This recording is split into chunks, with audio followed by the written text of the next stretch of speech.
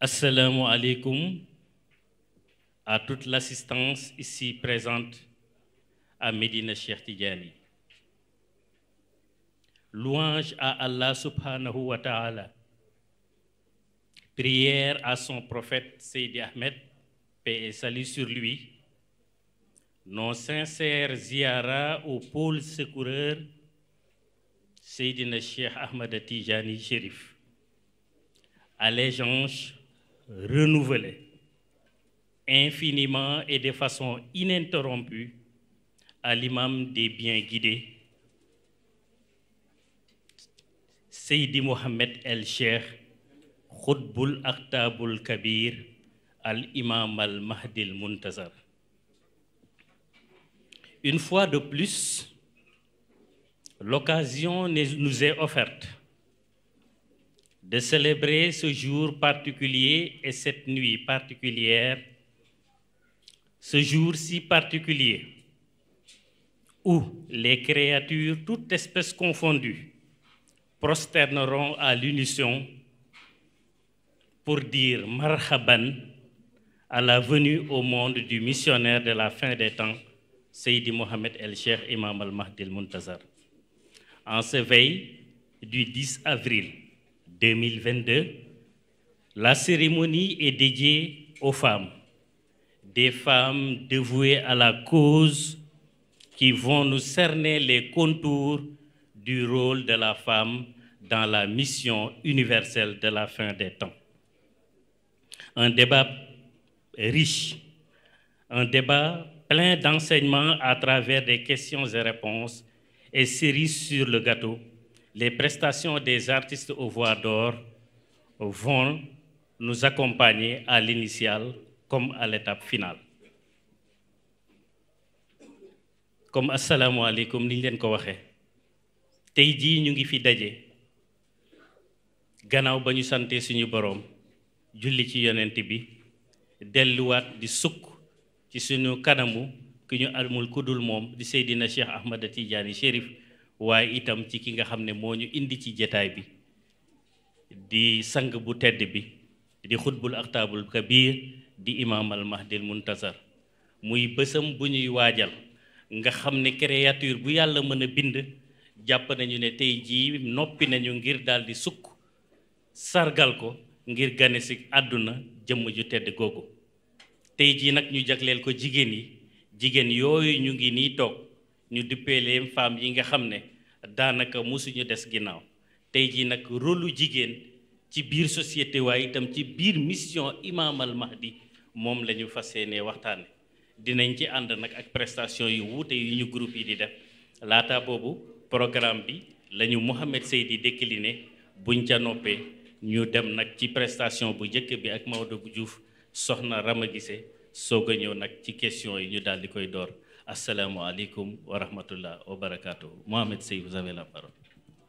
Assalamu alaikum suñu mbokk yi tedd yi ñi ngi leen di nuyu di leen ziyaara te di leen wax marhaban fi madinatu cheikh. Donc suñu programme tey bi gannaaw bi Cheikh Adama nuyoowee ak yéen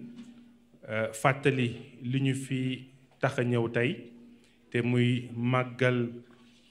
anniversaire juddu suñu sang bu tedd bi naka suba ñu jël guddi tey bi daal di koy déjee jigéen ñi kon tey table ronde bi ñuy amal waxtaan wi ñuy amal ñi ngi koy amal ci thème bi taxawaayu jigéen war a am ci biir mission universelle bu imam al mahdi al muntazar.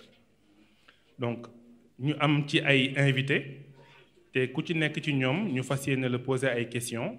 ci naka nga jàngate mbir moomu ak lan moo ci war a nekk say tegtal ci taxawaayu jigéen waaye tamit ñu am ay prestations de différents groupes. Donc am na ñetti prestations yu ñu war a def lépp ñu nar ko tënk rek ci diggante 1 heure ba 1h15 de programme muy daal fii ak minuit et quart bëgg nañ boo ko defee lépp jeex. Donc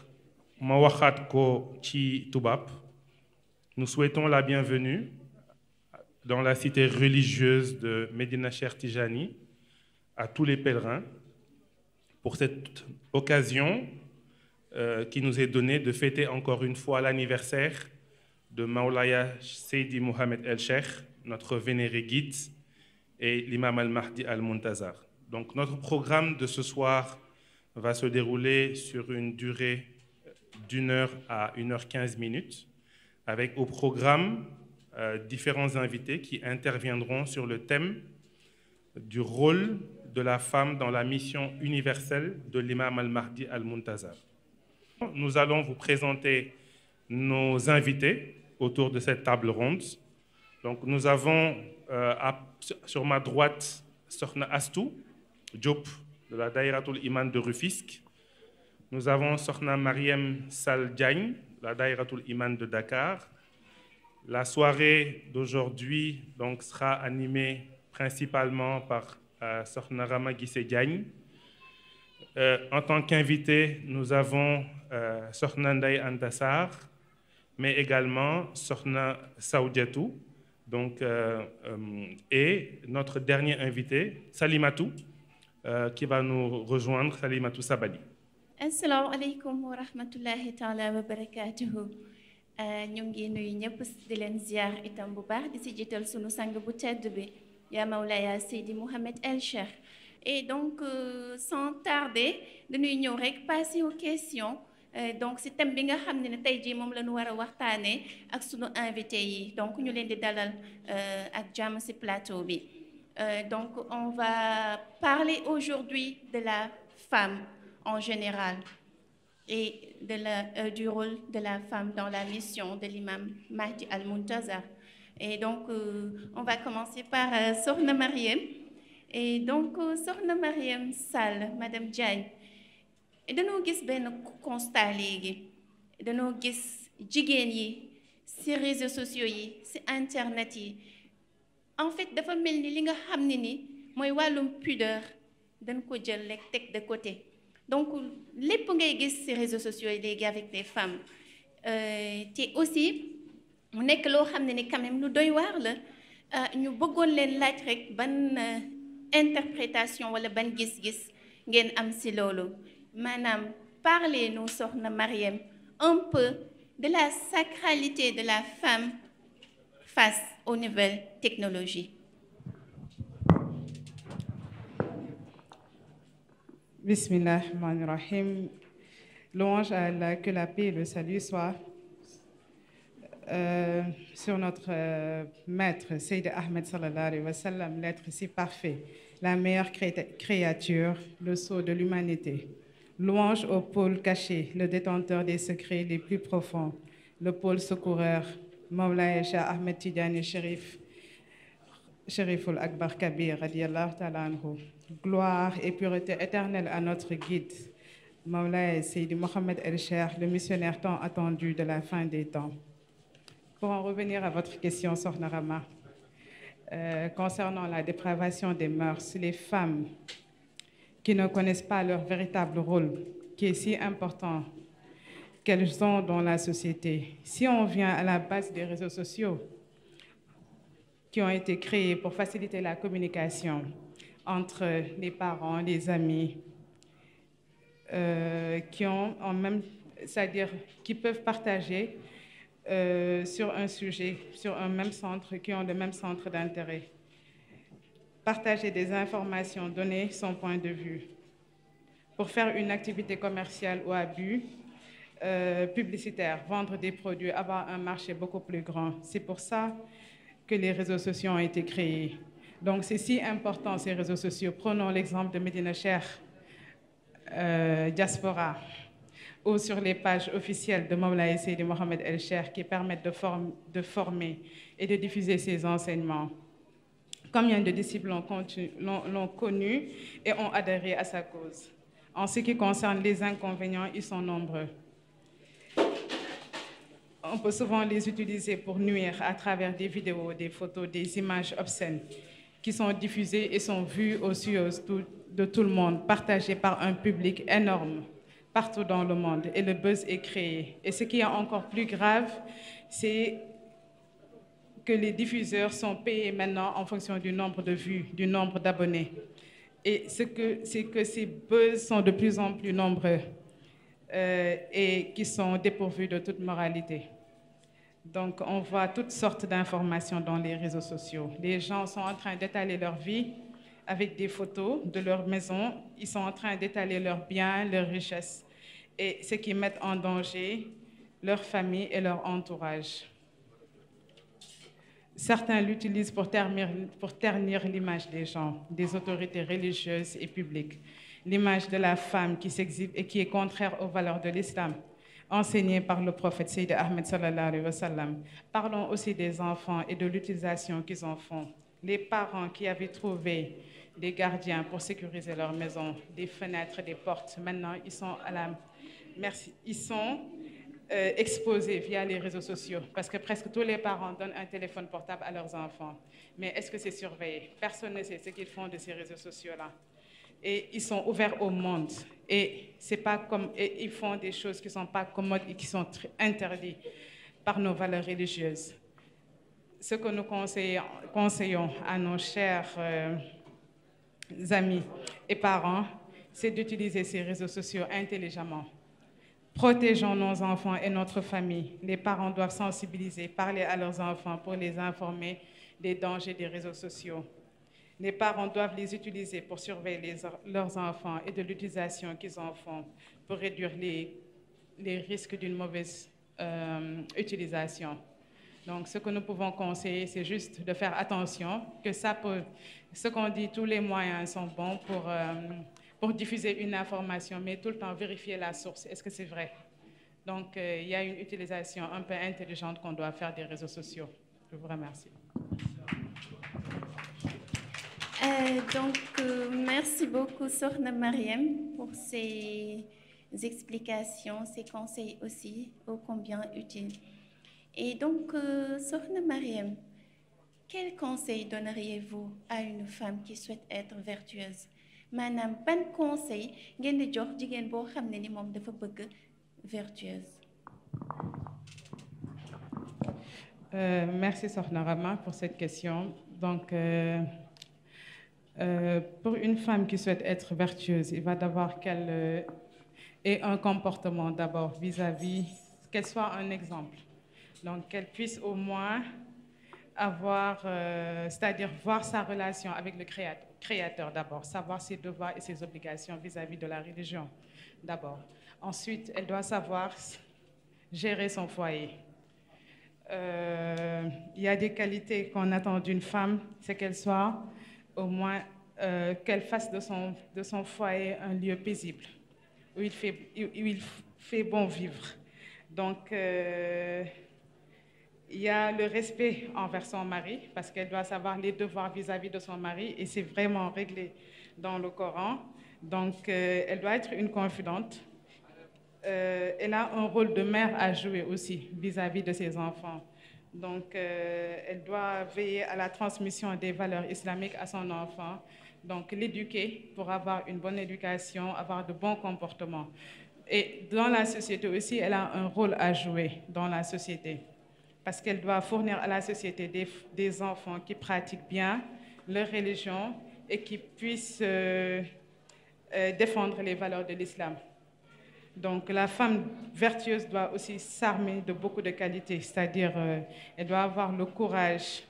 d'endurance et accomplir de très bonnes œuvres et vivre en communauté.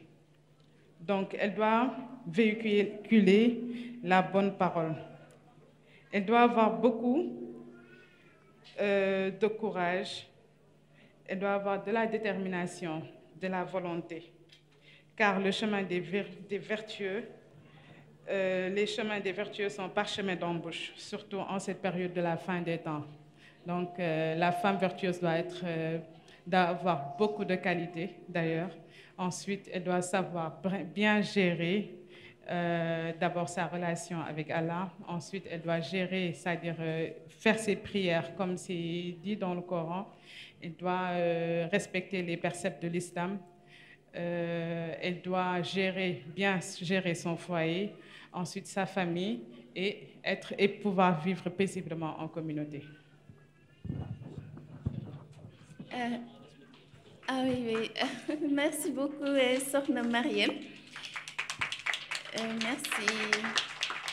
pour ces conseils et tout. Et donc, nous pouvons rappeler que nous avons un maximum 5 minutes pour répondre à ces questions que nous avons posées. Et donc, on va donner la parole à M. Sey pour continuer toujours sur cette logique.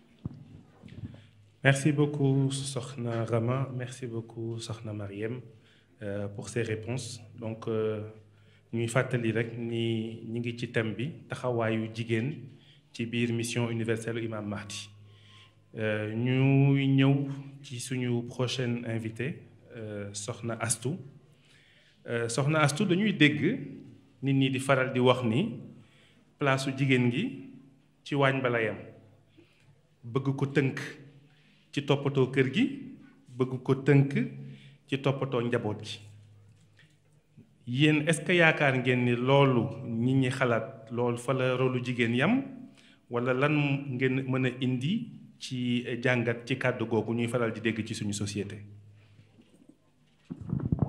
asalaamaaleykum waa axiru zaman ak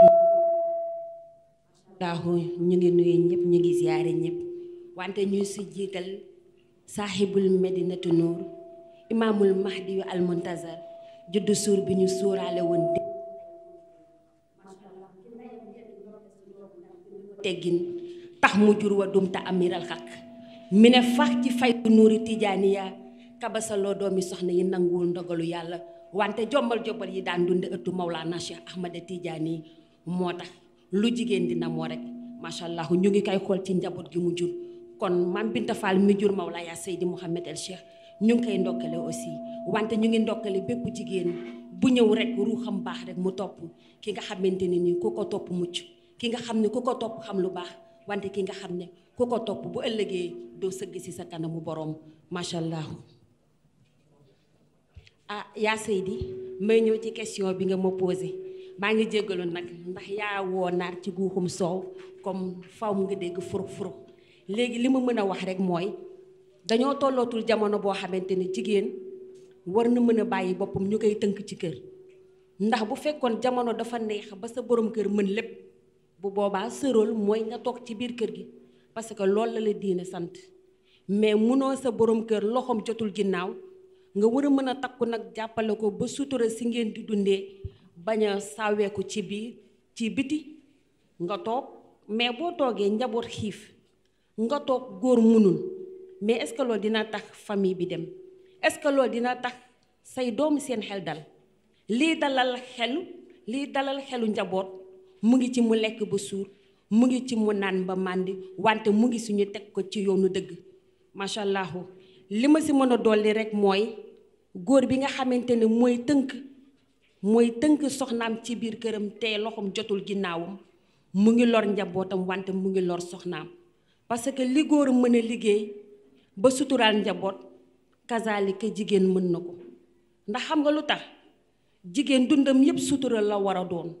ndax bi muy ñëw ci biir kër bàyyi dañu ko muur kon sag boobu waru koo sàggi macha allah.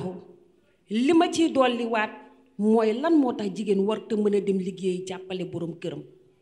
ndax doom yi ñoo ko bokk sukk jur doom bu soloo ba rafet bu génnee xelu baayam dal xelu ndeyam dal mais loolu ñàkku ndeyam ak baayam mooy rot mu mën ko ci jënd wala rek ndey ak baay def leneen te leneen bu yàggee mën na jur loo xamante ne ni mën na tax njaboot gi yoon bi mu war a aw du fa aw kon jigéen fépp fu góor taxaw war fa mën a def jigéen war na ko mën a def parce que nag jigéen ñi yàlla may na leen xel jigéen ñi jàng nañu jigéen ñaa ngi ci bureau yi wante jigéen ñi ñoo jur wàll yi jigéen ñi ñoo jur ñi nga xamante ne ñu ngi sukk seeni oom di ñaan tarbiya ba tax nga mën a tegu ci yoonu yàlla kon nag jigéen dafa yàgg doon missionnaire parce que xam nga lu tax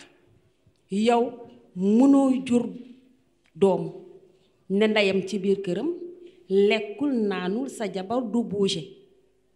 mais léegi yow boo toogee wéet est-ce que doo rus parce que jigéen bi waroon na la mën a suturaal ba seen sag du sàggee ko parce que yaay mën na muñ baay mën na muñ mais xale mënta muñ xiif te xale bu xiifee xolu yaayam du sedd xolu baayam du sedd kon sutura si mooy na ndey dem wuti baay dem wuti ñu boole indi ci biir kër gi muy sag muy sutura foofu rek laa mën a yem ndax man Soxna Astou bi may ndaw ba tey damay liggéey te incha allahu tant que yàlla mu may wér damay liggéey ba dugg biir bàmmeel parce que sama njaboot laay liggéeyal salaamaaleykum wa rahmatullah. macha allah Soxna Astou jërëjëf ci réponse boobu xanaa rek kon ñu bëggoon laaj ci cadre mission Imam al Mahdi yow nga ni taxawaayu jigéen daal gis nga ni dafa war a takk ndiggam jàppale borom këram liggéey indi ci kër gi ndax njaboot gi mën a dund ci sutura mën a naat waaye jigéen naka la mën a boole di liggéey bëgg boole yar bëgg boole ak diineem te lépp ñu nekk ci axiru zaman mu bëgg daw moom bëgg am taxawaay yëpp naka la jigéen mën a boole loolu yëpp taxaw ci. macha allah say xam nga jigéen yàlla dafa def ci moom mu am xel yàlla dafa def ci moom mu mën a dalal góor su nekkee ci fitna kon jigéen ndonoom mission ci la bokk tey boo xoolee macha allah Mam Fa Wade Wele mi jur Malick mi taal jàkk yi ci réew mi moo ne Malick jigéen a ko jur wante jigéen ju taxawu woon pour jàppale borom këram ci daara ji ba tax keroog macha allah dundam yépp da doon fóotal doomi daara yi bëggul woon dara parce que yàlla la doon wër di wut ngërëmu yàlla pour man bépp jigéen tam buy dundee aaxiru zaman li nga mën rek parce que dañ toll ci jamono bu metti li nga mën mooy nga sàkku sa ngërëmu borom kër wante nga sàkku aussi ngërëmu yàlla parce que liggéey tam jaamu yàlla la yow naka nga mën a toogee rek macha allah war a participer ci kër parce que bu la góor libéré ne la demal liggéey yow bul xaar ñu ne la defal ci kër parce que góor bi la libéré suturaam mu ngi ci yow lu góor di def ci kër war nga ko mën a def parce que sutura yàlla yaatu na mais góor day dunde ñaxam man dama gëm ne góor dafa war a dunde ñaxam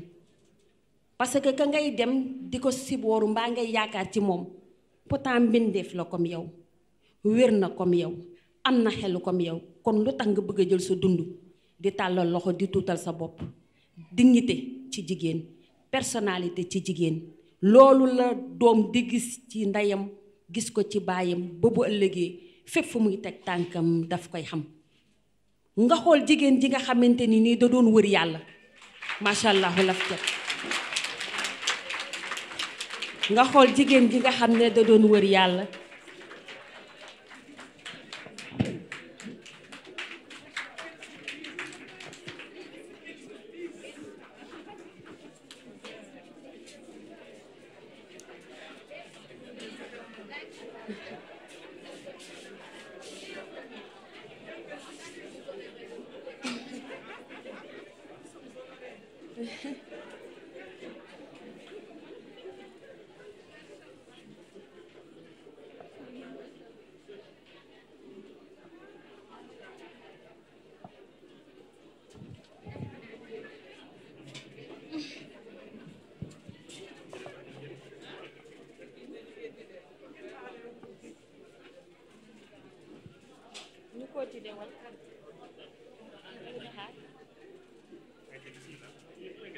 waaw macha allah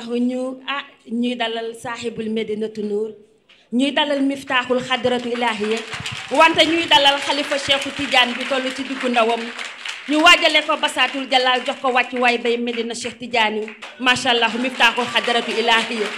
ñu ngi lay nuyu ñu ngi lay ziyaar ñu ngi lay wax dalal ak jàmm borom jamono ak lu dul jamono jabbaaratu tarixati samsi ilaayatu kubra borom barzakul maxtu muy xëy ba asalaamaaleykum wa rahmatullah.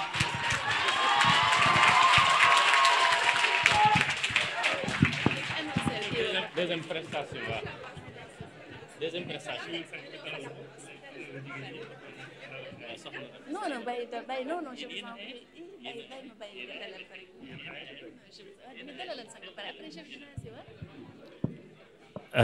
Waa kon mbokk yi ñu bëggoon ngeen tàccuwaat bu baax a baax suñu sang bu tedd bi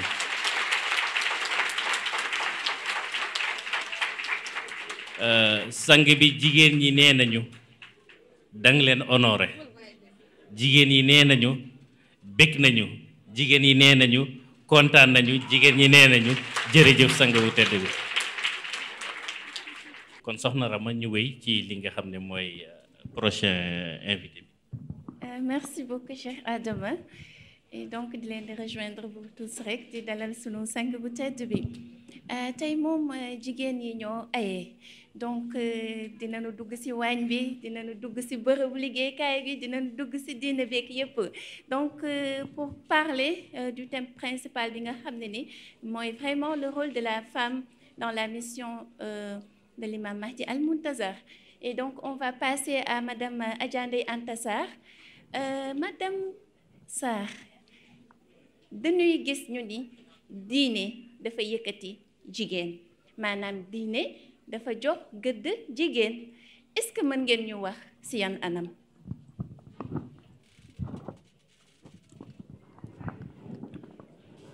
asalaamaaleykum wa rahmatullah taala wa barakaatu. ñoo ngi nuyu suñu mbokk yi teew ci bërëb bi yépp di nuyu suñu mbokk yi ñu bokkal plateau bi yépp ñu ngi leen di nuyu di leen ziar di ñaan ñu ginnaaw ba nu sante yàlla subhanahu wa taala julli ci Seydi Ahmed ci yonent bi sallallahu alayhi wa sallam di yeesal suñu nuyoo ak suñu ziar ak suñu cofeel ci xatmiyatul maxtum bu yonent bi sallallahu alayhi wa sallam di Mawlana Cheikhu Tidiane Chérif radiyallahu taala anhu di ko ñaan mu nangul ñu suñu nekk taalibe suñu tarbiya ak suñu teggin ci barkeem di ziar jëmm yu tedd yi mu am ci Sénégal yépp waaye di teg nuyoo bi ak ziar bi yépp ci loxo xalifaam fi Nuril Arzam di suñu xalifa di suñu wasila yaa Mawlaya Seydi Mouhamed El Cheikh Imamul Mahdi Al Muntazar ki nga xamante ni suñu nekk taalibe Cheikh bu nangu wóolu wuñu ci yaakaar wuñu ci kenn ku dul moom di ko ñaan mu nangul ñu ko. soxna Rama bu ñu ñëwee ci sa question suñu bëggee xam naka ak ci yan anam la l'islam yëkkatee jigéen faaw ñu def un retour vers la civilisation pré-islamique maanaam la civilisation ancienne ñu dem des décennies avant l'islam pour mën a xam ci ban place la jigéen amoon ci société yooyu.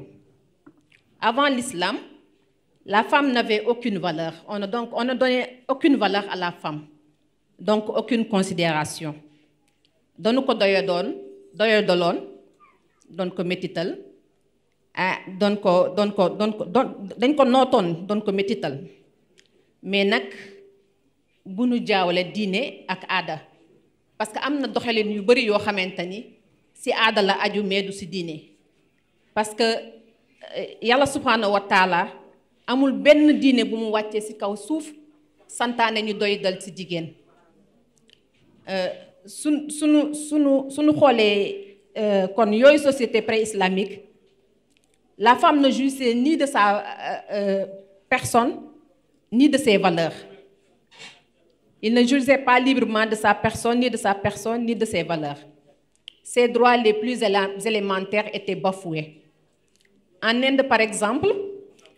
la femme était considérée comme un bien transmissible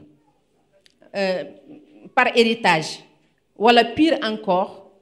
sa vie s'arrêtait avec la vie de son mari. Maanaam dundam si dundu borom këram la yemoon dañ ko doon jël bu borom këram génnee àdduna ñu jël ko boole ko ak borom këram teg ko ci bûcher bi lakk ko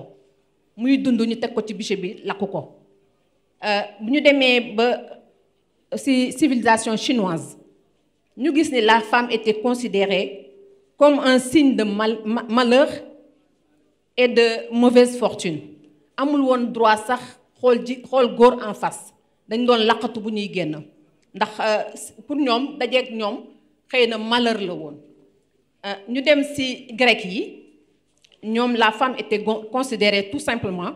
comme un être impur dañu leen considéré woon rek comme des objets de plaisir Il disait d'ailleurs, nous les prenons pour le plaisir, pour la santé quotidienne de nos corps, ou bien pour la procréation, tout simplement. Amuñu woon droit dugg ci temple yi et il prétendait même que la femme n'avait pas droit au paradis. Si seen wax boog ñoom jigéen warul dugg warul jaamu yàlla amul woon benn droit dugg ci lieu de culte yi et qu'elle n'entrait pas au paradis selon eux. Pour les Arabes avant l'islam donc ñoom avant l'islam am doom bu jigéen gàcce la woon ci ñoom jaraloon nañu ñu jël seen doom bu jigéen boobu gas ba mu xóot ñu jël ko sul ko ndax bañ ñu ne kii de jigéen doom bu jigéen la am duñu dund ak moom ci kaw suuf dañ koy jël muy dund ñu gas sul ko. L'islam moo ñëw corriger dérive yooyu ak dérapage yooyu yépp ay aya wàcc di layal jigéen delloowaat ko place ba mu amoon ba ko yàlla subhanahu wa taala wàccee woon ci kaw suuf moom yonent yàlla Adama. Alxuraan indi saar jagaleel ko jigéen xamal ñu ne jigéen ak góor même droit ak même devoir la ñu am ci kanamu suñu borom lii yàlla sant jigéen moom la sant góor ndax yàlla bu ne muslimina danaan muslimaati mënoon na yem fi rek ni muminina wala mu yem rek ne muslimina waaye yenn saa yi day spécifier ne jigéen jullit bu góor jullit bu jigéen insisté ci kon li yàlla subhanahu wa taala sant jigéen moom la sant góor. macha allah. si ñëw yonent bi sallallahu alayhi wa sallam donc lañu delloowaat jigéen valeur am ak considération bi ñu ko war a amoon si droit yi mu disposer librement de sa personne et de ses biens am droit yëpp droit à l'enseignement droit à la propriété ci jigéen ci la am droit am sax ndono. kon soxna Rama pour ne pas être trop longue loolu laa mën a écourter wax la ko ci jigéen avant l'islam et l'islam avec la femme. Merci beaucoup madame Adja Ndeye Anta Sarr si yi nga xam ne ni yëpp vraiment indil ngeen ñu ko déjà statut jigéen avant l'islam di ñëw ak l'islam bi nga xam ne ni itam ñëwee na mais dañuy rester toujours ci cadre boobu maanaam ci cadre jigéen ban rôle la jigéen mën a am ci lii nga xam ne ni mooy tarixa tijaaniya bi wala ci li nga xam ne ni mooy mission bi ñu nekk di dund ñun ñëpp muy la mission de l'imam Mahdi Al Muntazar. macha allah soxna Rama pour ne pas tarder ban place la jigéen am ci tarixa tijaan ak mission imam Mahdi Al Muntazar jërëjëf ñu delluwaat di sant yàlla waaye di ko ñaan mu nangul ñu suñu sang bu tedd bi suñu nekk compagnon ci mission bi. tabarakee lañ ko mission bi nga xam ni képp kuy jullit ak ku dul jullit bu la fekkee ci kaw suuf yàlla daf la sant subhanahu wa taala nga topp imam Mahdi Al Muntazar loolu la wax ci alxuraan jigéen ji yàlla baaxee mu dund ci axiru zaman bokk ci tarixa tijaan wala mission imam al Mahdi alayhi salaam ani ban rôle la war a amee dama lay wax ni ci biir mission bi wala ci biir tarixa bi taxawaay jigéen benn la war a doon mooy parce que continuité la kon jigéen ji ñëw ba mu jigéen ji gannaaw ba mu amee jikko doxalin ak teggi di julli xaqan wala am dafa war a nekk taalibe cheikh di sàmmonteeg charte ak teggin yi war dafa war a nekk royuwaay nekk référence ci fànn yépp am une bonne éducation religieuse mais bu am jeexital ci jëmmam ak ci ay doxalinam mu xam bu wér kan mooy kilifaam xam ni muy àndee ak moom ak lan mooy mission imam Mahdi li mu laaj ci matuwaay teggin ak taxawaay kon dafa war a sàmmoonteeg jëmmam ba ku mu jaboote képp ku mu jaboote kuy xool ci moom walla ku mu jaboote mu mën ko sàmmal jikkoom yar leen ci yoonu siraatal mustaqim waaye miin na leen yoonu tarixa bi mission bi dara fa war a nekk dundam mu nekk une missionnaire à part entière lépp lu mu mën ak lu mu am ci expérience mu mettre ko au service de la mission te bañ a xeeb dara ci kër gi ci daara ji ci lépp lu aju ci liggéeyu xadara bi xadara bi muy presse bi muy technologie bi muy publication yi lépp muy restauration bi muy formation des jeunes des enfants si fànn yépp lépp pour l'organisation la cause et la bonne marche de la mission dundal tarixa bi Mawlana Cheikh Tidiane Chérif radiyallahu ta'ala anhu. Son rôle le plus fondamental mooy yar njaboot gi ci tegginu xadara bi fexe ba ndaw ñi gimmi ci lépp lu aju ci wàllu tarixa bi yar leen yaral leen seen bakkan ba suñu tolloo ci tarbiyatu ruux bi nga xamante ni suñu sang bu tedd bi mu ñu ko yareel mu mën a yomb ci ñoom ndax dañuy wax ni xale bu loxoom setee mu mën a bokk ak ay mag fànn boobu ci wàllu woowu ci wàllu njaboot gi la waaye à l'échelle de la société la femme doit être une personne ressource mais aussi un personnage de relais di jàllale ak di jàngale sangu bu tedd bi nekk une éducatrice mais surtout une référence de par son comportement waaye dafa war a am pas-pas am détermination une bonne conduite am volonté ak engagement te du nekk ci intérêt boppam waaye ci intérêt mission bi kese lu dul di sàkku barke ak leer. Elle doit être une missionnaire avec porteur de flambeau avec écriteau au service de la mission. Machallah ma soxna Rama di la remercier. Merci beaucoup donc madame Adja Ndeye Anta Sarr ñu lay sant di la gërëm ci leeralal yi nga xam ne ni yëpp indi nga ko fi et donc on va donner la parole à monsieur Sey. Merci beaucoup à nos chers invités pour leurs réponses plus que pertinentes aux questions. Donc, nous allons passer à notre prochaine invitée, Sokhna Salimata Sabali de la Daïratul Iman Casamance. Sokhna Salimata, pouvez-vous nous parler de la valeur de la femme musulmane et de sa place dans la société à l'époque de la fin des temps que nous vivons, s'il vous plaît?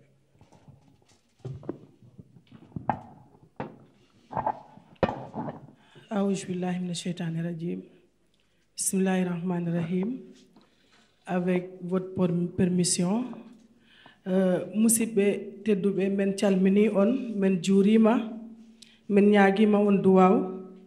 mi caggal nde men yetti Allah e nelaɗo muɗum Muhammad sallallahu alaihi wa sallam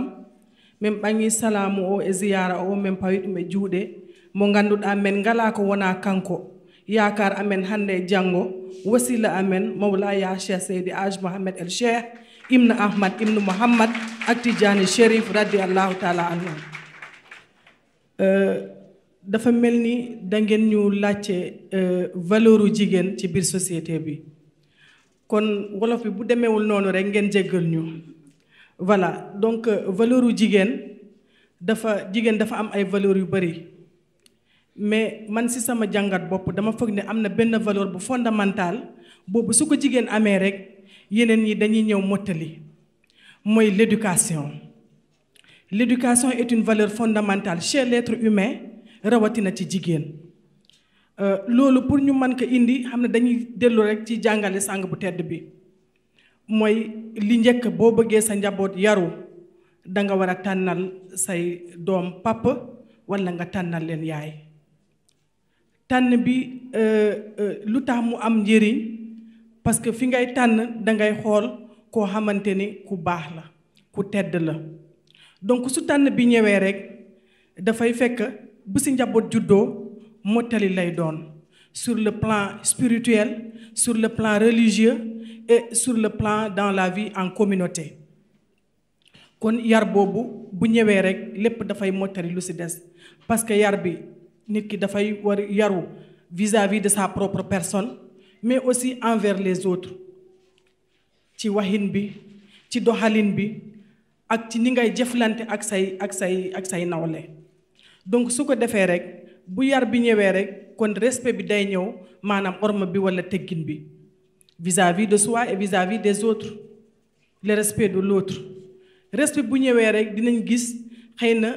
tolérance day dikk parce que nit bu yaroo mu am orma am teggin kon kooku dina mën a nekk nit ku muñ te ñun ñëpp xam nañu muñ tamit valeur fondamentale la bu essentielle non seulement dans la vie en famille dans la vie en communauté mais vis-à-vis de son prochain parce que da ngay mën a tolérer sa bopp balaa nga mën a tolérer keneen dans sa façon de voir dans sa façon d'être et dans sa façon d'agir da ngay accepter sa morom avec tout ce que cela comporte comme bonne valeur ou comme défaut comme opinion da nga koy accepter su ko defee bu muñ bi dikkee rek nit ki après dëggu bi ñëw mooy la personne doit être juste nit ki mën a dëggu donc su loolu ñëwee rek kon dinañ xam ne éducation bi bu dikkee si nit ki rek yeneen valeurs yëpp dañuy ñëw mottali yar boobu donc ci gàttal loolu la ñuy bëggoon indi salaamaaleykum. macha allah donc yéen delloo ngeen lépp rek ci wàllu éducation à la base ndax loolu mooy defar lépp li comportement ñu bëggoon rek xam ni léegi da ngay yar sa doom ci kër gi waaye sa doom dafay génn di dem école génn dem di tase ak ay moromam ci mbedd mi di tase ak yeneen nit ci yeneen milieu naka nga war a mën a def su fekkee doom bu jigéen la wala bu fekkee jigéen la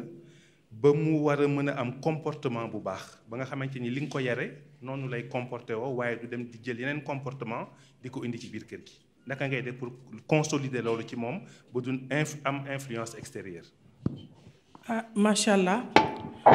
pour consolider yar boobu man je me dis que yar bi comme que ci base bi la si la base est solide lu ci des day ñëwal boppam si l'éducation de base elle a été bien établie nit ki sa doom nga waxtaan ak moom nga teg ko ci yoon kooku su génnee dina fàttali ko lu ko yaayam waxoon dina fàttali ko lu ko papam waxoon du tee nag à chaque fois nga continuer di communiquer ak moom parce que la communication elle est fondamentale dans l'éducation ou la continuité de l'éducation de l'enfant rawatina xale bu jigéen dafa war a waxtaan ak waajuram yi war ñu dëkk di waxtaan ak sunu doom yi parce que effectivement comme ni ngeen ko waxee ci biti moom lu ne ma nga fa donc su ko defee rek à chaque fois da ngay xool ndax li nga defoon ci moom mu ngi ci moom ba tey loolu noo ko mën a vérifier di continuer di communiquer ak xale bu jigéen bi kon man communication bi la yaakaar ne ni dina mën a en tout cas accompagner xale bi ba mu nekk majeur mu xam en tout cas lii su ma ko defee baax na lii su ma ko deful baax na mais tout dépend de l'éducation de la base voilà merci. Merci beaucoup Sokhna Salimatou donc éducation à la base et une communication ininterrompue et l'éducation par l'exemple jërëjëf. et donc gis nañ fi ay jàngat yu bëri yoo xam ne ni déjà génn na si wàllum jigéen si fànn yu bëri et donc dañuy ñëw rek si Sokhna Sawdiatou madame Mbodj et Sokhna Sawdiatou ban comportement wala doxalin la jigéen bu baax war a am ci sëyam pour mën a itamit bañ a réeroog li nga xam ne ni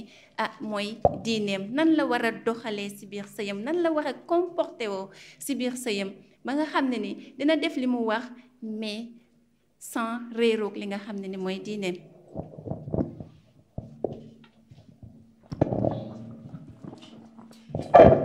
يا همة الشيخ احضري لنا بهذا المحضر ولتعفف لنا بنظرة تأتي لنا بالظفر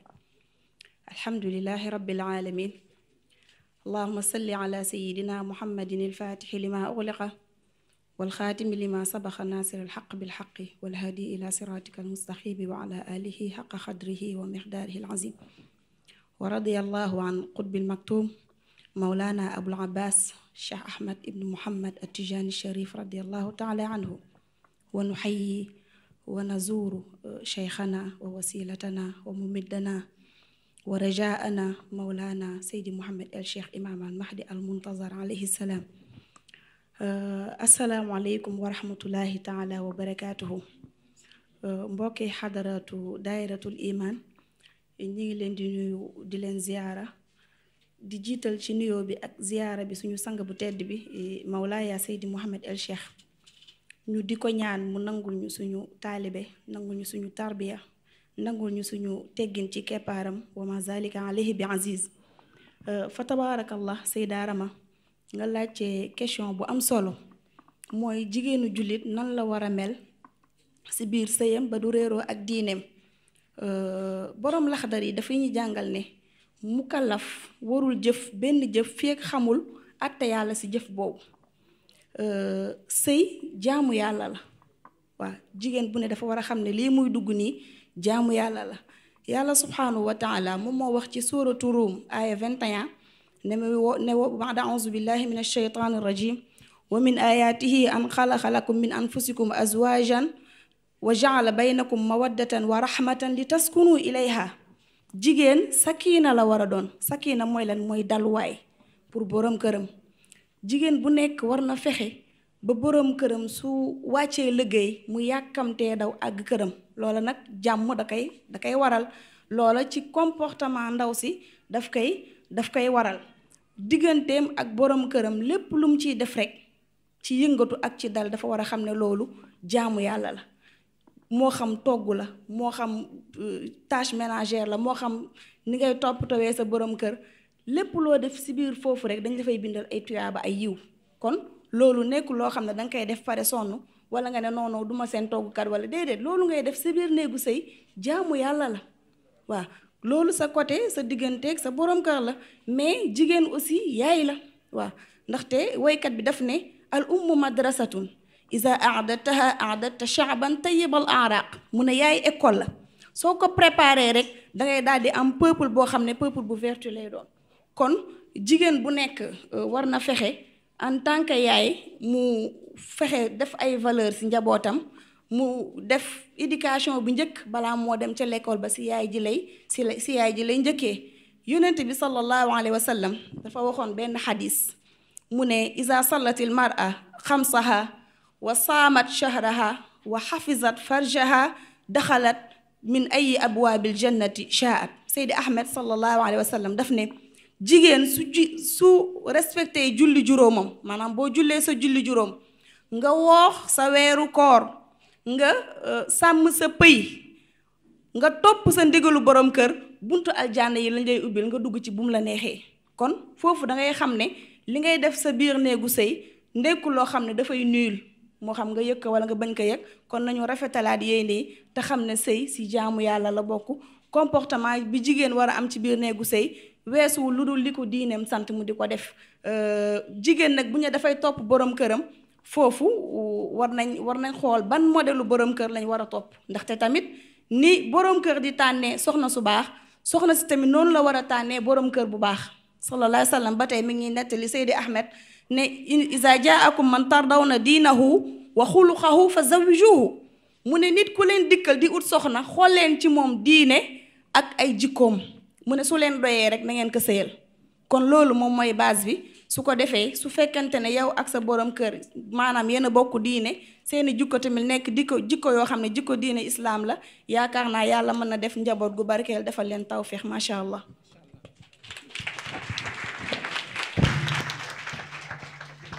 jërëjëf soxna Sawdiatou donc daal xam sa diine lu am solo la mais aussi l'éducation revient toujours mais soxna Sawdiatou gis nañ ni que ni jigéen yàgg na œuvre si li nga xam ne ni mooy diine bi yàgg na œuvre si l'islam yàgg na nekk missionnaire si islam est-ce que mën ngeen ñu jox ay exemple soxna yoo xam ne ni vraiment œuvre nañ si diine bi wala ñu ngi œuvre si diine bi. ah macha allah Seyda Rama ndeysaan suaal bi wala laaj bi amatina solo bu ñu xoolee l'islam dafa tàmbali rek jigéen jóg. waaw doy na exemple nga xam ne kenn duudu ko présenté muy suñu yaay Xadijatu nga xam ne bi mu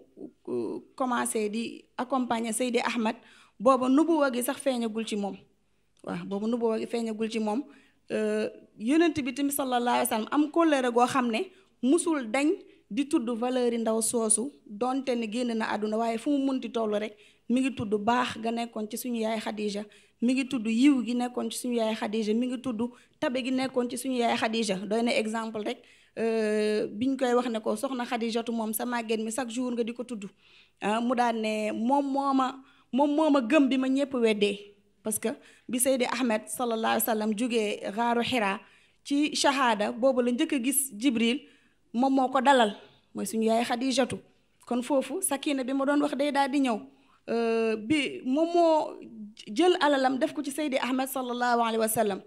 wante njabootu Seydi Ahmed yëpp yàlla ci moom la ko jaaree ba mu des Ibrahim ndax yonent bi sallallahu alayhi wa sallam yàlla dénkoon na ko juróom-ñaari bant mais juróom-benn yëpp mook suñu yaay Xadijatu ñoom ñoo ko am te loolu cër bu rëy la ci jigéen moo tax ndeysaan bi mu faatoo yàlla subhanahu wa taala terelee ko yaa ayyatuha nafsul mutmainna irji'i ila rabbiki radiyatan mardiya loolu nag exemple la si ñun jigéen ñëpp ñu daal di jéem a fexe rek ba am nafsul mutmainna boobu ba am radiyatan mardiya nga xam ne da ngay dellu ci sa borom ànd ak ngërmaande borom bi subhanahu wa taala wante bëri nañ ay exemple kooku suñu yaay Xadija la suñu yaay Aïcha nga xam ne moo gënoon a tuuti ci ay at si soxna yonent bi sallallahu alayhi wa sallam wante li mu mokkaloon ci ay xadis Abu Hurayra rek moo ko ëppoon li mu mokkal ci ay xadis waaw ba yonent bi sallallahu alayhi wa sallam doonoon joxe exemple ne xuzu nisfa diinakum min haazil xumayra maanaam jël leen seen genn wàllu diine ci soxna su xonq si muy sayyidatuna Aïcha munuñu dem tamit te duñu cité nisaau sayyidaatu nisaa il alamin mooy juróomi soxna yi nga xam ne yonent bi sallallahu alayhi wa sallam tudd na leen nee na ñoom ñooy sang jigéen àdduna wax naa suñu yaay Xadija si la bokk wax naa suñu yaay Aïcha si la bokk Fatima si la bokk ak sayyidatuna Mariam nga xam ne mooy yaayu Seydina Isa alayhi salaam ci la bokk ak sayyidatuna Asiya nga xam ne moo nekkoon soxna Firawna dem na ba Firawna di ko teg xeetu mbugal xeetu lor mu ne rabbi najjini min Firawna wa amalihi wa najjini min Firawna wa amalihi wa najjini min alxawmi zalimin ñaan yàlla ne ko nag ma may kër ci aljanna te nga muccal ma ci Firawna ak nit ñu réer ñi moo tax yonent bi sallallahu alayhi wasallam nee na avant muy faatu moom wan nañ ko këram ci biir aljanna mooy sayyidatuna Asiya kon ñooñu ñëpp ay jigéenu royukaay lañ yoo xamante ni nekkoon nañ ci biir diine l'islam wante duñu fàtte sayyidatuna Sumayya nga xam ne bi l'islam di door a tàmbali moom la deretam njëkk a tuuru ci l'islam moo tax yonent bi sallallahu alayhi wasallam tamit def ci moom ay témoignage ne fa sabran ala Yaasir fa inna maw'idakumul janna maanaam yéen waa kër Yaasir parce que Sumayya borom këram Yaasir la tuddoon doomam bi tamit moo ngi tuddoon Ammar ñu ne ko weddil mu ne dee na moom day dee ak pas-pasam ñu daal di koy rey deretam njëkk a tuuru ci l'islam kon kooku royukaay la ndax moom ngëmam rek la doon sauvé yonent bi nag ne leen muñ leen ndax yéen seen rendez-vous ëllëg aljanna la mooy Sumayya ak borom këram ñu jox leen rendez-vous aljanna loolu tamit lu am solo la sayyidatuna Rabiatul Adawiya nga xam ne sang bu tedd bi jàngal nañu ne ci 18 ruux yi nga xam ne ñu ngi nekkoon ci durratul bayda la bokkoon mais bi ñu wàccee ci xeer bi moom réclamé wul dara lu dul maanaam cofeelu suñu borom waaw boo déggee baytu yu mu doon wax danga naan kii kan moo nekkoon borom këram xabibun laysa yaadiluhu xabibun wama li siwaahu fil xalbi nasibun xabibun gaaba an sam'i wa basari walakin an fuaadi ma yaxibu mu ne sama soppe bii kenn mënu ko remplacer ci soppe sama soppe bii nga xam ne fàddu na ci samay bët waaye fàdduwul ci sama xol yàlla la doon wax ak foofu cofeel bi mu amoon ci borom bi subhanahu wa taala bu ñuy tënk rek Seyda Rama dañuy wax ne depuis bi l'islam tàmbalee ba suñu jamono tey ji jigéen musul des ginnaaw ci biir mission wàllu yu yàlla yi nga xam ne jot nañ fi jaar yëpp dinañ ànd ak ay jigéen ñu baax moo xam seeni soxna la ñuy doon moo xam ay jàmbaari fàq tëdd la ñuy doon ànd ak ñoom ci biir mission bi mission axiru zaman di mission imam al mahdi al muntazar di bi nga xam ne suñu sang bu tedd bi Mawlaaya Seydi Mouhamed El Cheikh moom moo ko yore jigéen ñi tamit de suñu si ginnaaw ndax boo seetloo kii sang bu tedd bi njëkk a jox wirda Seyda Binta Seen la waaw loolu dañ koy delloo njukkal si loolu bu ñu xoolee tamit ba tey ba muy dem Arafa foo seenee góor ña gis nga jigéen ña ba mu demee ca tournée nationale ba tamit boo seenee góor ña gis nga jigéen ña kon jigéen musul des ginnaaw mënoon naa fi tudd yeneen exemple wante daal pour tënk rek mooy am nañu ay royukaay am nañu ay référence wasalaamualeykum wa rahmatullahi taala wa barakaatu.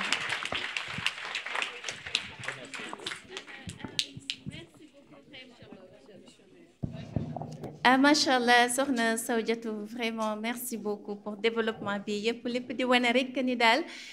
jigéen mësul des ginnaaw te toujours mu ngi œuvre si li nga xam ne ni yàgg na di œuvre si diine bi si l'islam si donc ñu lay sant di la gërëm vraiment mais di remercier aussi sunu invité yépp yi nga xam ne tey développé nañ ko fi yépp si li nga xam ne ni toujours mu ngi dellu si wàllum jigéen et ñu jëlee si ay conseils ay jàngat yu bëri vraiment ñu leen di sant di leen gërëm donc pare nañu si question waa kon ñu jox kàddu gi suñu sang bu tedd bi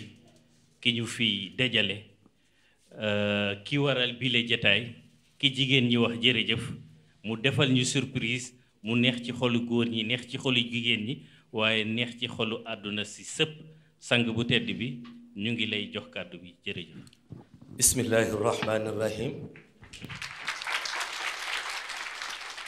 assalaamu aleykum. moom daal dafa mel na dañu ñëwoon rek ni nañu barkeelu ci seen jotaay bu tedd bi waaye barkeelu aussi ci seen jotaay bu leer bi waaye barkeelu aussi ci seen volonté waaw ndax xam naa da ngeen ko tuddee surprise sax waaye fekk na am na surprise yoo xam ni benn yoon lay mën a nga koy mën a am ci sa dund bu la rëccee rek dootoo ko amati waaw su ko defee seen toogaay bii nag nun dañu jàpp ni loolu lañ ci mën a jëriñu moo tax ñu ñëw fi pour seetaan si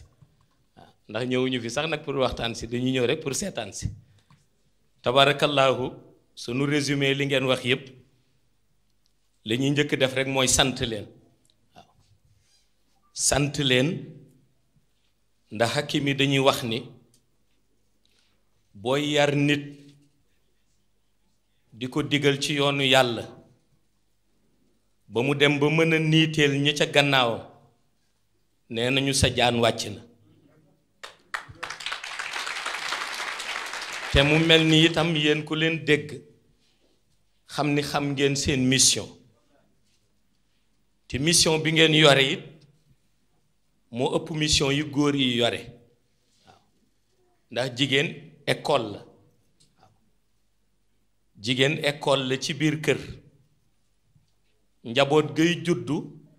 la cay bàyyi ba mën du bare ndax bàyyi ba day xëy génn kon yaay ji mooy yar su ko defee itam orientation it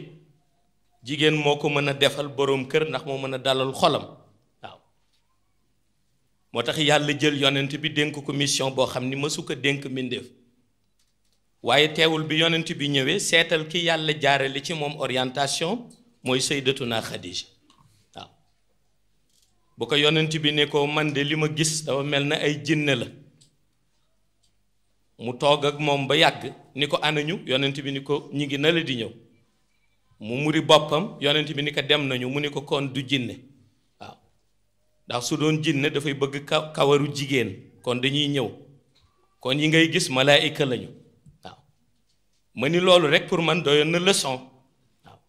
ku toll ni yonent bi jàngal ña ca espace intermédiaire yépp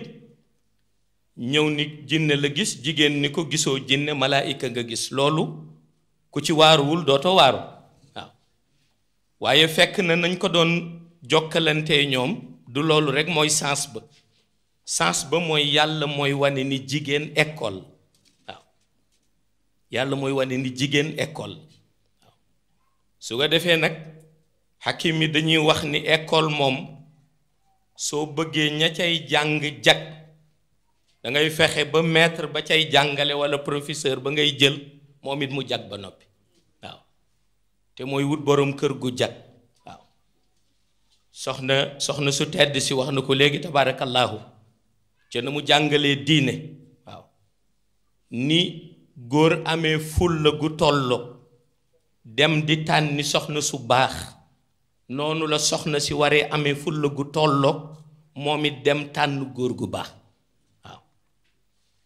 parce que ñaar yooyu benn bu ci faussé rek sa kër yàqu na waaw boo tànnee soxna soo xam ni la yàlla xam doy na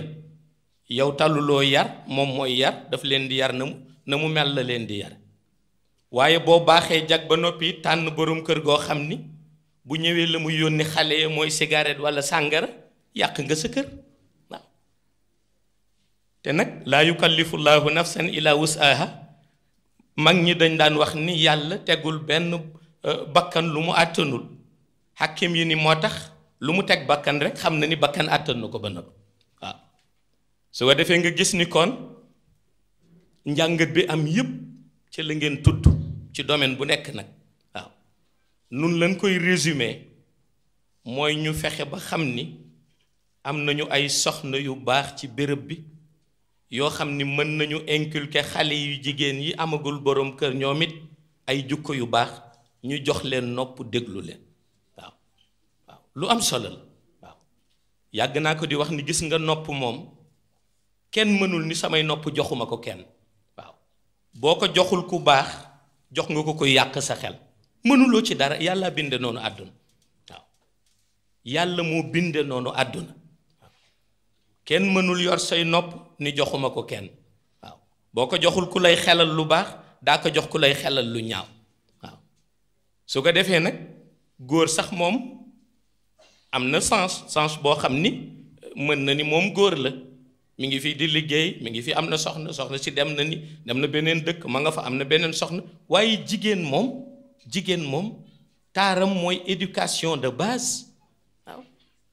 te éducation de base bu ko bàyyi mënee def ci soxna it danay jafe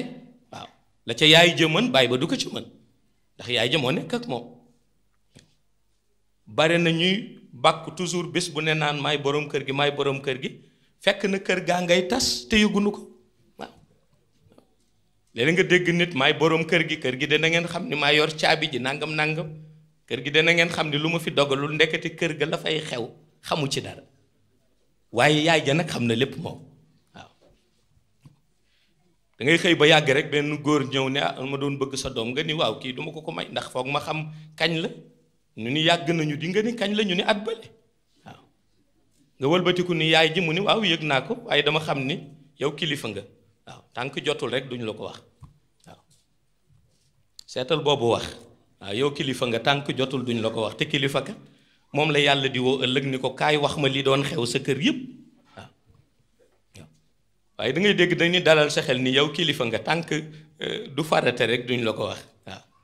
soo defee boo gàttee xel nag ni waaw kilifa laa kenn du ma wax ay détails waaw te kat bu kër ga doon tas kilifa ga la nii njëkk woo ni ko sa kër a ngi tas waaw pour wax la jigéen bu la nëbboo dara nga ci dul xam waaw waaw waaye bu tijjee xolam ci yow it lépp ngay yëg waaw waaye loolu yëpp nag na nekk jigéen ju baax rek waaw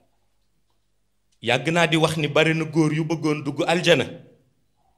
dem ba yàgg nga gis leen ñu détourné wu dem safara boo xoolee seen nopp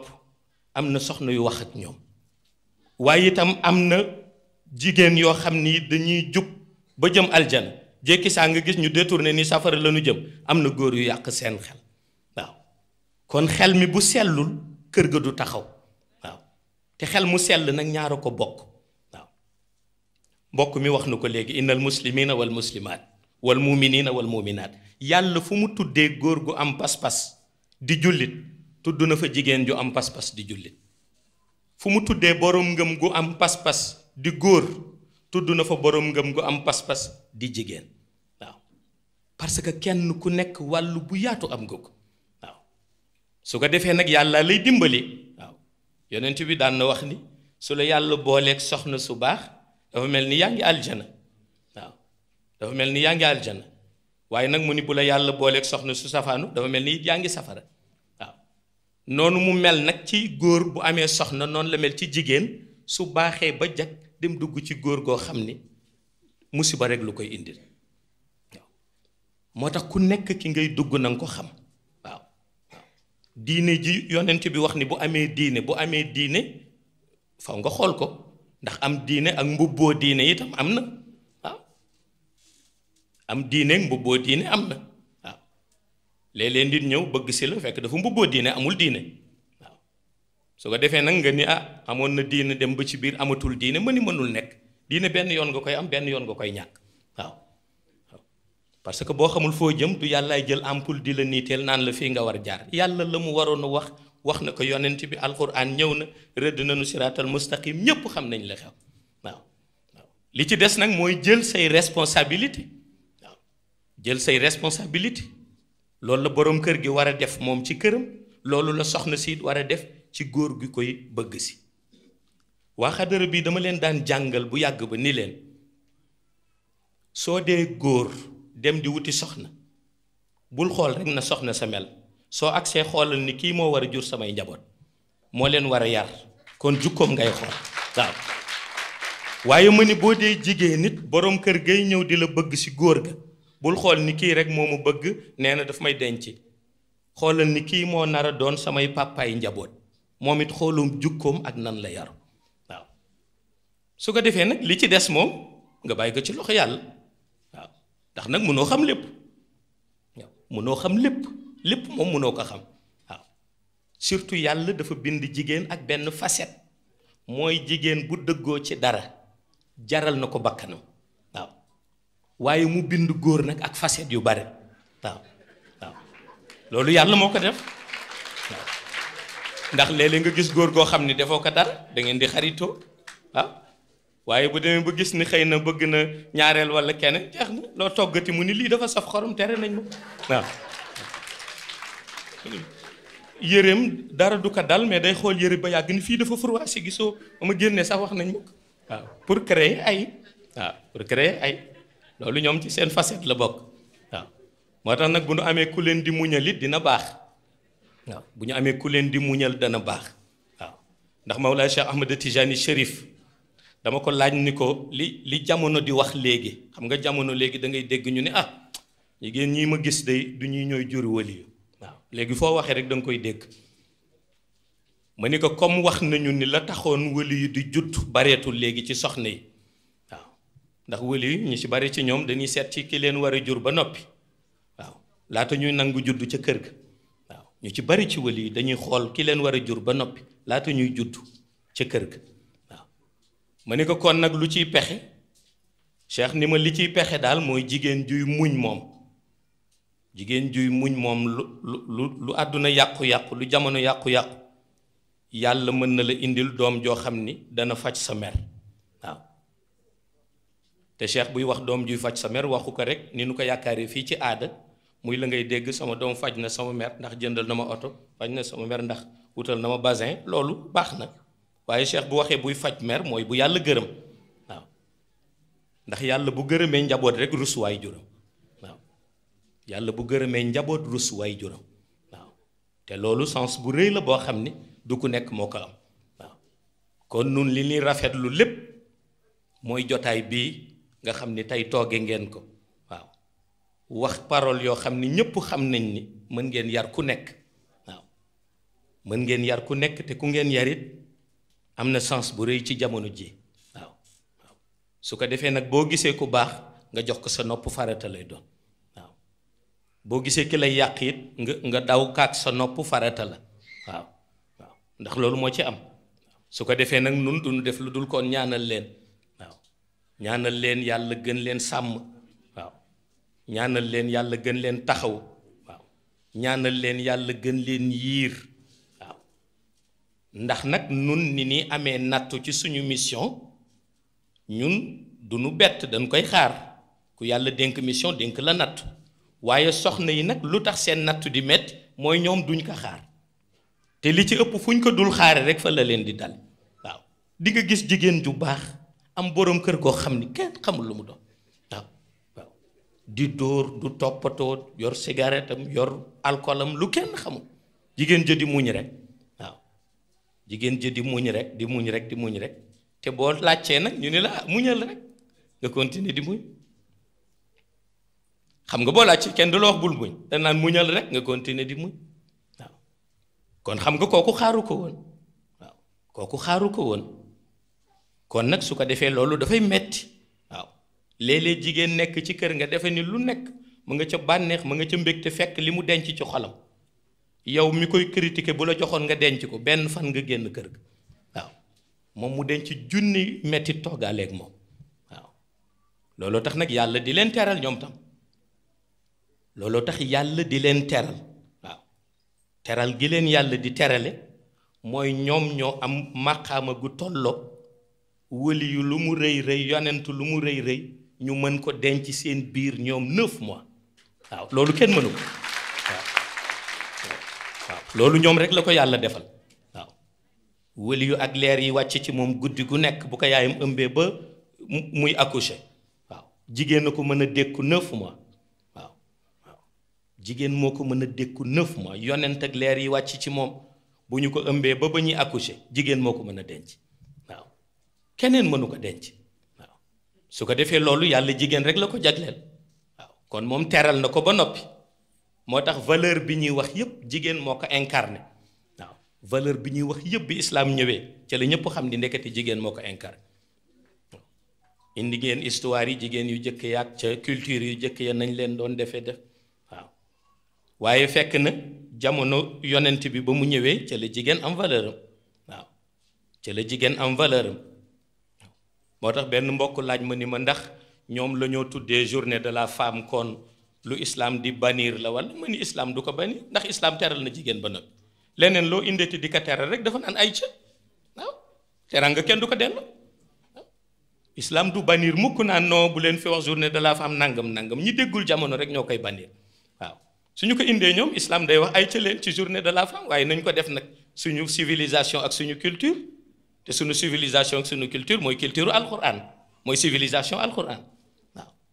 su ko defee moo tax islam du ko bannir mukk daf koy encouragé ni mu koy encouragé nag moo daf koy delloo si ci biir civilisation alquran ak culture alquran waaw mais du ko bannir soo defee nag ñi xamul rek ñooy toog noo lii nangam mbiru tubaab bi la nangam waaw xam nga booy waaraate da ngay bàyyi ba dégg jamono ba noppi soogay waaraate waaw ndax bu dul loolu li ngay wax yépp erreur lay doon waaw ndax da ngay dégg ku naan non journée de la femme bi mbiru tubaab yi nangam nangam kenn waru ko fi def te moom portable ba mu yore kat di connecté tubaab yi ñoo ko defar ba noppi jox ko waaw pour wax la ni lu ñëw boo bëggee noppalu delloo ko ci islam delloo ko ci njàngale yonent bi noppalu jeex na boo ko defee rek daal di noppalu su ko defee nag teraanga gi yàlla defal jigéen moom ca Sayyidatuna Maryam ba jigéen ñi nga xam ni xamuñu seen tur yàlla defal na leen teraanga gu dul jeex waaw ndax nag jigéen ñi dañu am ay marraines Sayyidatuna Maryam Sayyidatuna Khadija Sayyidatuna Aïcha Fatima Soumayya na nga ko waxe waaye teewul am na ñeneen jigéen ñoo xam ne donn noonu ñooñu te kenn xamul seen tur waaw waaw ëllëg la ñuy xam ni ñii kat ñoo doon noonu njële ndax yàlla bu teralee jigéen ju baax fii wutal naka keneen ka mu teral fële seexale kaak moom waaw waaye ñën leen seexale ñu bari xamuñu leen waaw te ñooñu ñoo yor teranga àdduna yi waaw su ko defee nag yàlla moom kenn ku ca nekk mu xool sa wàll waaw ndax yàlla lu ko neex lay def waaw yàlla lu ko neex lay def yàllaa sañ jël yonent ak di yàlla fonkee yonent jox ko soxna soo xam ni musiba la yàllaa ko sañ defal na ko yenent yàlla Luut waaw defal na ko yenent yàlla Noox waaw waaye yàlla sañit jël góor goo xam ni moo yées ci àdduna jox ko soxna su gën ci àdduna def na ko Firawna ak soxna Asiya waaw moo tax ñu ni bul xool soxna waliyu rek ni ku baax la déedéet bul xool soxna yonent rek ni ku baax la déedéet waaye bul xoolit soxna suy sëy ak góor gu baaxul rek nga ni soxna si baaxul déedéet ndax lu ci ne alxuraan àtte na ko waaw te yàlla joxe na ciy misaal waaw su ko defee nag lu ci nekk rek dafa am organisation bi ci yàlla def waaw kon nun daal lañ leen di ñaanal mooy yàlla saxal leen fi waaw yàlla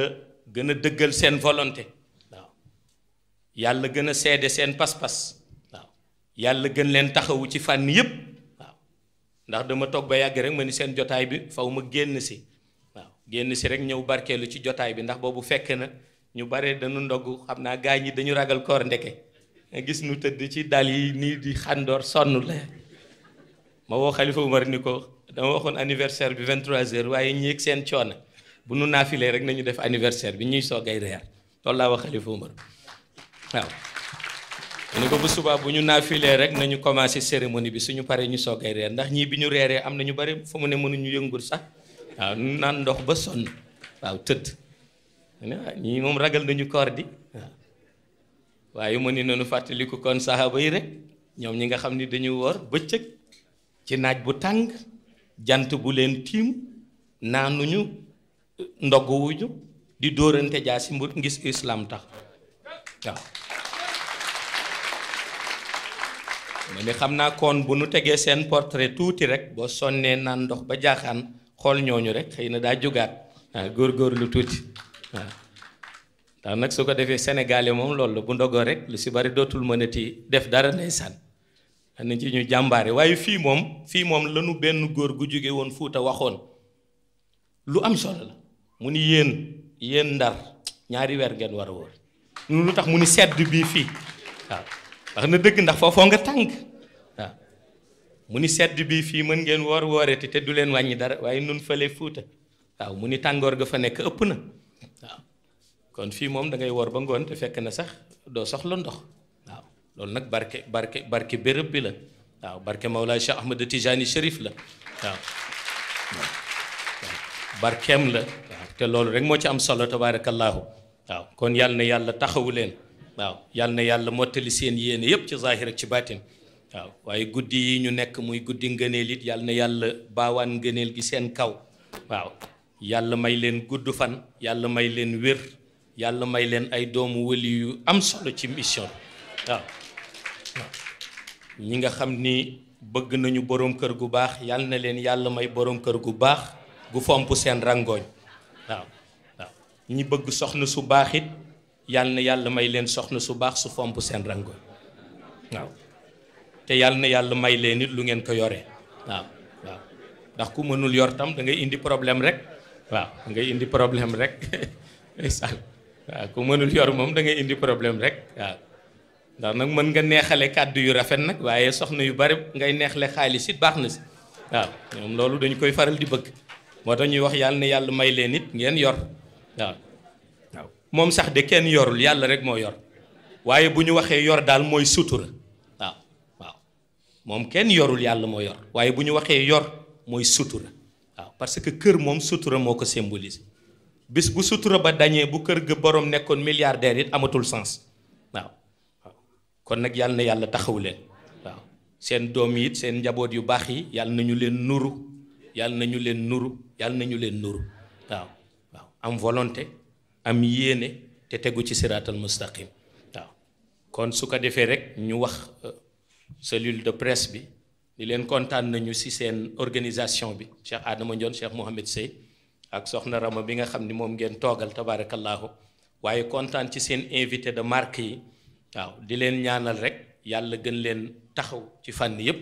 waaw ndax lii rek nun moom la ñu am waaw nun mission bi la ñu am béréb bi la ñu am lii la ñu am waaw bu ñu fi nekkee ak yéen ñi ngi feeg yéen bu ñu fi nekkul ak yéen ñi ngi feeg malaayika yi ñi ngi feeg ñeneen ndax ñëpp bëgg jëriñ waaw ñëpp bëgg jëriñu bu ñuy xëyee ñi gontu nañ waaw bu ñuy xëyee ñi gontu nañ waaw benn nitu yàlla moo wax yenent yàlla Ibrahim alayhi salaam ca xadara ba ni ko dama dégg ni yow bi ngay tabax kaaba gi da ngay xëy yow ak Ismaïla bu guddee malaayika yi gontu Ibrahim yëngal boppam ni ko dëgg la mu ni ko yow nga xëy ak Ismaïla ñoom ñu fanaani liggéey te li ngeen liggéey yépp mën nañ ni du immeuble bu mag xanaa kon nan ngeen doon liggéey Ibrahima ni ko tabaxuñu woon pas-pas lañ doon tabaxe waaw jëluñu woon i brique rek di teg ni ngeen koy gisee yéen nun volonté lañ doon liggéey waaw maanaam brique bu nu teg volonté ko teg waaw te liñ ci jàng mooy tax brique boobu du nuroog beneen brique bu nekk beneen réew waaw te loolu mu wax Cheikh Abdul Xaadir Jeylaani dëggal na ko waaw ca xëlwaam ba mu ne gis naa kaaba gi manqué benn brique waaw am na ñu ko waxoon waaye la ñu foogoon du brique ndax loolu mu wax imam Xazali waxoon na ko Junayd di même waxoon na ko mais moom moo ko siiwal moom Cheikh Abdul Xaadir Jeylaani mu ni manqué na benn brique ñu ni ko tenk ci teg mu ni garaadu xutbul maktum la waaw mu ni xutbul maktum dong moo am volonté wu remplacer brique boobu manqué ca kaaba gi waaw sa la gaa ñi daw ca hakim ba di ko laaj luy xutbul maktum mu ni mooy ngay xool asamaan di ko séen nii ba yàgg ñu mbaar léegi lan ngay gis mbaar mi wala asamaan nga ni ko mbaar mi mu ni la nga séenul mooy garaadam moom xutbul maktum waaw te mooy Cheikh Tijani Chérif waaw lépp moom la waaw démb moom la bërki démb moom la tay moom lépp moom waaw kooku ku ko xam rek noppalu waaw nettali naa ko ca 15 mètres fële ma ñëw fa benn xew waaw xam ni ñu bari may déglu ne oytul dana fi waxati rek ba ma jëlee kàddu ma xool tànt ba xool suuf sa xool jaww ji ni leen lii ba fële lépp Cheikh ko moom waaw pour bu nu demee ñu wax ni wax naa ni Cheikh moom quartier bi moom dëkk ba ma ni leen même àdduna bi moo ko waaw parce que sama yoon nekku ci man li ma gëm rek laay wax waaw li ci des sama yoon nekku ci waaw te boo nee du noonu yow yaay dugg ci kàmb rek ndax noonu ndax man xaqiiqa may àtte waaw xaqiiqa may àtte waaw dama foog du ma àtte xaqiiqa moo may àtte waaw su ko defee nag loolu suñu ngëneel la ñun waaw kon nu jàng fatiha jàng salaatul fatiha ñaanal leen yàlla barkeel leen yàlla taxawu leen ci fànn yépp ci zahir ak ci baatin bismillah bismillahi rahmani rahim alhamdulillahi rabbil alamin arrahmani rahim maliki yawmi ddin iyyaka na'budu wa iyyaka nasta'in ihdina siratal mustaqim siratal ladzina an'amta alayhim ghayril maghdubi alayhim waladdallin اللهم صل على سيدنا محمد الفاتح لما أغلق والخاتم لما سبق ناصر الحق بالحق والهادي إلى صراطك المستقيم وعلى آله حق قدره ومقداره العظيم سبحان ربك رب العزة عما يصفون والسلام والسلام والسلام على المرسلين والحمد لله رب العالمين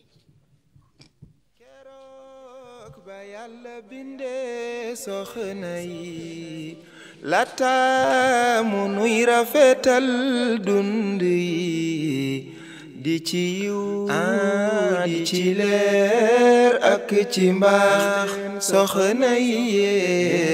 yéen a taaral àdduna